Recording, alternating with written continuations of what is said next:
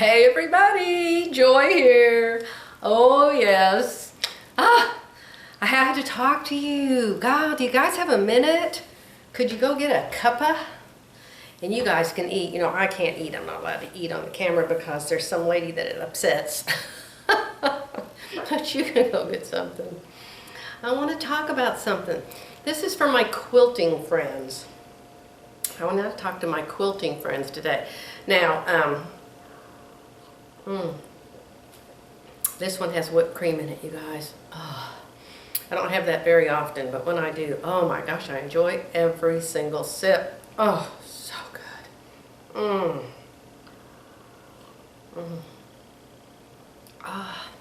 It's a Wednesday, and it is July 12th. I'm pretty sure it's July 12th. Let me see, Monday was the 10th, so this would be the 12th. July 12th, 2017. And I just want to tell you guys, especially new quilters, if you're new quilters, I can't imagine seasoned quilters even watching my stuff, but new quilters. And I've been quilting since, goodness, I got my long arm 10 years ago, 11 years ago. I got it in 2006. This is 2017. So I've had my long arm that long. And of course I had made some quilts before then. As you saw yesterday, my lovely What Is This quilt? And thank you for your sweet comments on that. I was remembering last night that I did go back and finish the class because you had to pay for it in advance and it was like hundreds of dollars. And so I did go and finish the classes. But, and I actually made something one time that I thought was hideous. But, and of course mine was little. But she held it up and she went, oh my goodness, it's just a marvelous use of color. This is just wonderful. So I actually did get a halfway decent comment from that teacher. I think it was the last class because it was December and it was a red and green type of quilt. But anyway, I made several blocks and I think I gave it to the Salvation Army or the Goodwill years ago. But anyway, I did learn some things. But learning things, talking about learning things, I want to talk about piecing. You know, my classes that I took at that Oklahoma Quilt Works, like I told you. Let me put my chair down a little bit so I can reach the floor. Oh, and let's talk about my chair. A lot of you have asked me, hello, where's the whoosie that does the watching? Oh, I can't find the little dealie. Here it is. Oh, well, it's already down as far as it'll go, so. The chair is called a saddle stool. And if anybody's interested, everybody wants me to give them a link where you go to get it. Just Google it. That's what I did. Saddle stool. Office supply stores sell it. I ordered it from the internet and they shipped it to me. I think it was like $89. I don't know, maybe twice that. I don't know. It's been since 2006 since I got it, you guys. So that's a saddle stool. Just Google it. So, but I want to talk to the new quilters about piecing, because I have a terrible time piecing. I can applique. And I can quilt. I can quilt with a sewing machine, and I can quilt with the long arm. And I don't know how to quilt by hand. But most of all of my quilts are applique, and applique is completely different because what you do is you just cut out a great big square and then you slap your applique on it and you sew all the way around it and then you trim your square down to the size the block is supposed to be, right? Well, I'm piecing a quilt now, as you know, that I got from Craftsy, and I'm having the same old problems. When you get this block done, it will measure 8.5. Well, when I get the block done, it measures 8.25. Now, this block, when you get it done, will be 10.5. Well, I can pull it and stretch it and everything else, and I can't even make it to 10.25. And I'm like, what the heck? And so I know this about myself, right? So I told you guys several months ago when I decided I wanted to start piecing quilts because of my friend Diana. And she just pieces something overnight. Terry pieces something overnight. Their seams are perfect. And so they both have this certain sewing machine. So I thought, okay, I'm going to buy that certain sewing machine because that certain sewing machine has easy feed and it has the 1/4 inch foot. Okay, so I thought that was the magic. I thought you get the 1/4 inch foot, the even feed, and you just put your stuff through there and it comes out perfect, right? No, it was just as bad as my other sewing machine. It's not one bit different. I was just in tears yesterday. I need a drink of coffee. So, I was texting my friend Diana, And Diana's a brilliant quilter. Her grandma taught her how to quilt, and she's just so good at it. She just whips quilts out overnight. They're amazing. I mean, big quilts. So I asked her, I said, what? And I showed her a picture of my quilt, and I showed her how far off it was. My first block, I started my first basket block, and it was so far off. And you know, you don't get any extra fabric. When you order a kit from Craftsy, you get so much fabric, and you cut it up like they say to cut it up, and there's nothing left over. And so I bet I ripped this thing out 5 or 6 times. And I re-sewed it and re-sewed it and re-sewed it. I hope it doesn't just fall off the bed and be in rags, but get that one basket block done. It may end up being a monogram or something. So anyway, Diana texted me and she said, cut out 3 strips. And you see this has seams in it. 3 strips, 1.5 by 3 inches. Go over and sew a 1/4 inch seam on your sewing machine. I assume you're supposed to press it open, and I went over and I measured it. It was supposed to measure 3.5. Well, guess what? It didn't even measure 3 1/4.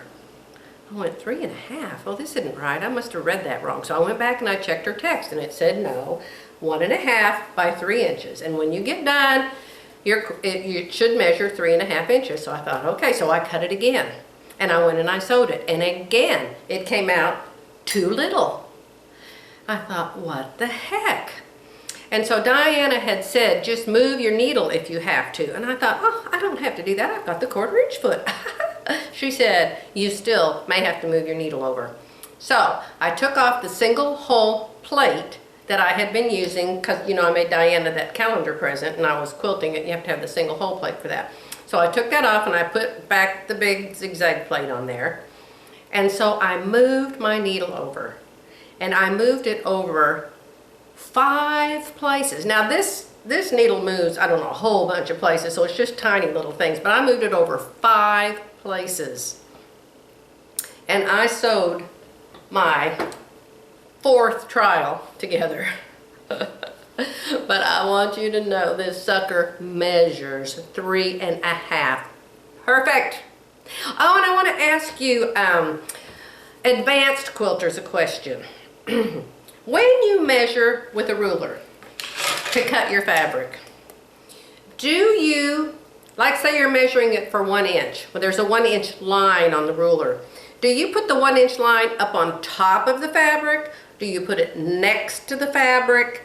Where do you put that line? I've always put it on top of the fabric. So I don't know if I'm cutting more than I'm supposed to, or if you're actually supposed to put your fabric up next to that line and cut it. Tell me what y'all think on that, because I know there's a lot of you super quilters out there that know the answer. I'm sure Diana knows. But anyway, whatever I did, I guess if you just did it the same always, you'd probably be okay. But I ended up with 3.5 inches perfect. Ah, I'm so excited. So I am going to make block number 2 and see if I can get it to end up 10.5 inches perfect like it's supposed to. So we shall, oh, and something else I did wrong. The class, the teacher tells you, she said, you're going to see a lot of measurements in here, 2 7/8, 3 7/8, 4 7/8, 5 7/8. And she said, you don't want to go by those 7/8, it's just too complicated to measure, so go up to 3 inches or 4 inches or 5 inches. And she was talking about the half square triangles. Well, everything that I cut was for triangles. So wherever it had a 7/8, I popped it up to the next, you know, whole number. Well, a lot of them were cut this out 4 7/8 inch and then just cut the triangle in half. So I had done that on everything. Well, when I went back in and checked it, I thought, maybe you're not supposed to cut these bigger. Maybe you're supposed to cut them really at the 7/8. So I went back and I trimmed all my triangles. I took a piece of paper and I cut it the 7/8 measurement, and then I cut it corner to corner, and then I put it on top of all of the triangles I had cut, and I was cutting off like a 1/16 of an inch. I spent an hour doing that. You know, how long have I been quilting, you guys, and I'm still so ignorant. Isn't it really sad? So anyway, I think I'm moving up. And I'm going to be able to piece a quilt in less than 6 months. actually have it measured right. So, I wanted to tell you guys something else. New quilters. New quilters. On my spools, on my variegated spool quilt, and on all of my quilts, the owls. You know, I do so much applique. You have to quilt around everything. Tack it down. I'm quilting around every leaf and every flower and every bird and every spool before I go back and do the decorative quilting. Well, sometimes you just slip. And as much as you try to use I'm using an off-white thread because that's the color of the background, and I'm trying to quilt on the background around all this stuff. Well, sometimes the machine just goes over to the color part. And I spend many, many minutes, I won't say hours, ripping out the part that jumps up that I don't want up there. But if it only goes up like a zillionth of an inch, and it's just on the very edge of the leaf or the edge of the spool, okay, say the spool's blue and the background's off-white, and so I'm sewing around the blue and the stitches just get a tiny bit up on the blue, and then I keep going and it's off. You have to have this magic trick, and it's called fabric markers. And I don't know where I found these particular fabric markers, but there's, oh my gosh. Hold on one second, I'll be right back. I'll show you how many they are, you won't believe it. Hold on. Okay, I'm back. Look how many there are. This is how many I haven't taken out yet, and this is how many I already took out. And these are not washable. They can't be washable, or they'll come out. And you have to have a zillion colors. I have bought Sharpies before. Every Sharpie color there is, there's just not enough colors. But these, there are so many colors. I'm finding every color on my quilt. And so then I just go around the blue. Here's the blue, the light blue. And so there'll be 3 or 4 white threads up there on the blue, and I'll just take this off and very, very, very carefully just color those 3 threads. And they just disappear. You have to be careful because it'll bleed onto the background color if you're not very, very careful. But so far, I haven't made any mistakes. So, a tip, these are called Statler Norris Club Portugal. What the heck? I have no idea. I guess they're from a foreign country or something. But anyway, there's so many colors in their fabric pens. And then I have this kind too. And I haven't even opened these up yet. See, fabric markers. And there's a lot of colors, but not near as many as that other brand. And then I don't know what kind of tips this one has. Oh, it has the same kind of tip. So, one time I decided I wanted fabric markers because I was going to probably do the owls. I think it was when I was doing the owls. And so I just Googled fabric markers and I bought all the ones I could find that didn't have great big tips. So I am just loving these. Very nice. So, that's the tip of the day. Now, I need to go down and check on my mother. The aide, they have 3 aides out at the company called Victory Hospice that takes care of my mom. I don't do much for her. A nurse shows up once a week and talks to mom for about 10 minutes. Actually, she talks about herself for about 10 minutes. And then she leaves. And then the little aide shows up. I don't know why I call her little. She's a grown-up, but compared to my mom, you know, everybody looks like a little child. So, and they give my mom 2 days a week, they give her a shower and wash her hair and fix her hair. And the other days they just give her like a sink bath and they help her get dressed and they straighten up her bed a little. They really don't do a lot. They don't clean her bathroom and they don't do her nails. They're supposed to do her nails. I pay the other lady that takes care of her to do her nails, her toenails, and her fingernails. But anyway, she's on hospice. And it's the one that's here in town, and so that's the one I use, and I'm always here, or Doreen's always here, so it works out. So why did I even tell you that? Oh, 3 of them sick today. So they said, do we have to come? So I said no. So Mom went in her bedroom a little while ago after breakfast, and she's getting herself ready, but sometimes she gets confused, and she doesn't know what blouse goes with what pants, and she can't find her chapstick that I bought her, or some little things, you know. She does really good. She really does. She can walk, she can talk, she can see, she can hear. She's, you know, almost deaf and blind in one eye, but, you know, I'm just so thankful to God that she's in as good a shape as she is. We don't even use a walker anymore. She just uses her cane.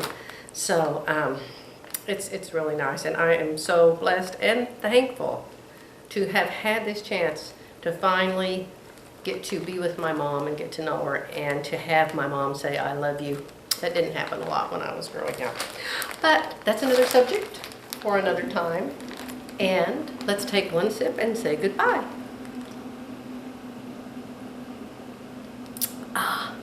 Bye for now.